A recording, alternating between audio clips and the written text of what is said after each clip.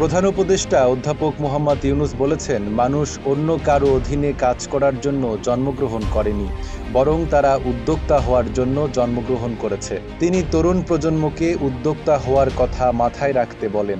থাইল্যান্ডের রাজধানী ব্যাংককে বিমস্টেক ইয়ং জেন ফোরামে মূল প্রবন্ধ উপস্থাপনকালে তিনি একথা বলেন। ডক্টর ইউনূস তরুণদের প্রতি আহ্বান জানান যে তারা যেন নিজেদেরকে ৩-০ ব্যক্তি হিসেবে গড়ে তোলেন, যাতে পৃথিবী ধ্বংসের হাত থেকে রক্ষা পায়। তিনি বলেন, যদি আমরা সেবা দিতে চাই তাহলে আমাদের ৩টি শূন্যের একটি নতুন সভ্যতার দিকে যেতে হবে। সেগুলো হলো শূন্য কার্বন নির্গমন, শূন্য বর্জ্য এবং শূন্য সম্পদ কেন্দ্রীকরণ। প্রফেসর ইউনূস বলেন, কার্বন নির্গমন, বর্জ্য উৎপাদন এবং সম্পদ কেন্দ্রীকরণের পুরনো অর্থনৈতিক মডেল প্রয়োগ করে বিশ্ব একটি আত্মধ্বংসী সভ্যতার দিকে এগিয়ে যাচ্ছে।